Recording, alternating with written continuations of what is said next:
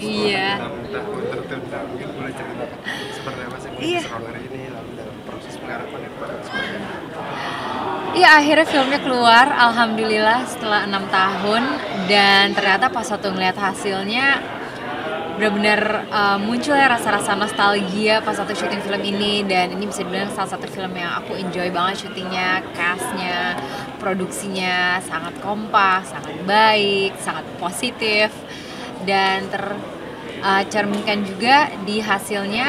Kita sih, saya sebagai salah satu castnya merasa bangga banget bisa berada di film ini. Dan tadi ketemu teman-teman lagi tuh kayak seneng banget sih, ketemu Pak O juga seneng banget ya, bersyukur film ini keluar. Dan yang paling penting film ini bisa ditonton dan diterima di hati masyarakat, karena film ini artinya deep banget dan ini juga berhubungan sama sejarah kita juga. Selain pendalaman ini, Mhm. dalam lagi saat itu mungkin sehingga hampir untuk menonton ulang tahun itu. Mungkin itu dari segi produksinya ya, dari proses untuk perilisan filmnya mungkin memang perlu ada tektokan lagi atau gimana. Jujur aku juga tidak tahu menau, tapi untuk produksinya sendiri nggak pernah ada problem sih. Saya nggak pernah dengar, dari saya pribadi juga nggak ada. Kayak tadi saya bilang, everything went well, everything went great. Syutingnya santai, enak, dan buat seorang aktor itu penting banget sih.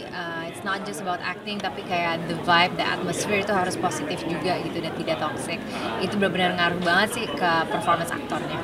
Mungkin boleh di-describe aja nggak sih tadi kalau seperti itu nyaman banget selama syuting. Iya. Nyaman yang seperti apa sih?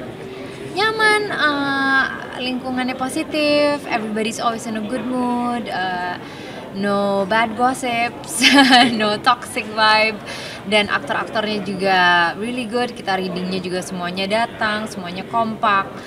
Sutradaranya juga amazing. Pak O lead us and directed us really good, really well. I look forward again to one day work with him. Lalu memerankan karakternya misalnya sebenarnya pasti kan ada tantangan tersendiri yang saya dalam memerankan ini karena kan karakter yang dikatakan sudah lewat. Ada masalah. Ya, jadi waktu dapat karakter ini memang udah dikasih tahu backgroundnya. Dan waktu itu pas nguliknya juga aku nanya teman-teman aktor lainnya buat masukan juga. Dan alhamdulillah waktu itu teman-teman aktor juga ngasih masukannya bagus, very inspiring.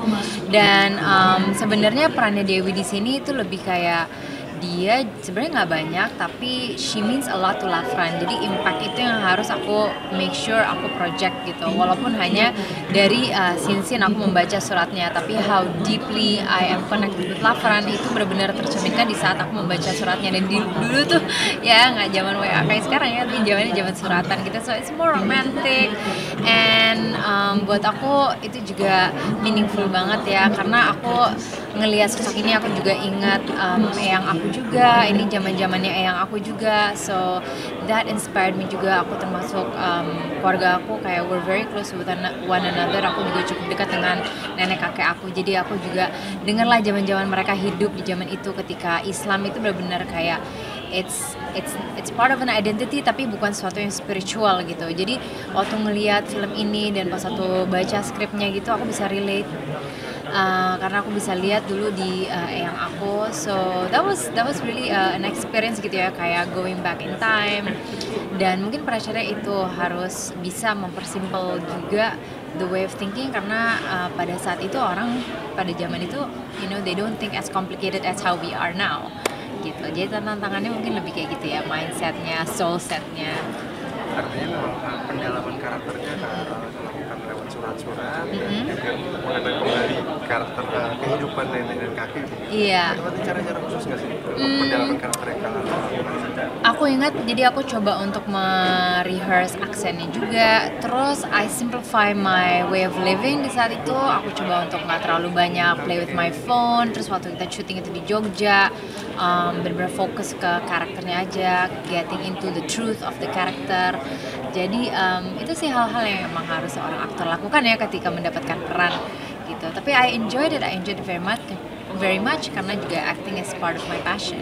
Tapi sempat ngambil mahasiswa sekarang nggak sih ketika mungkin berorganisasi cara-caranya untuk bisa mendalami karakter?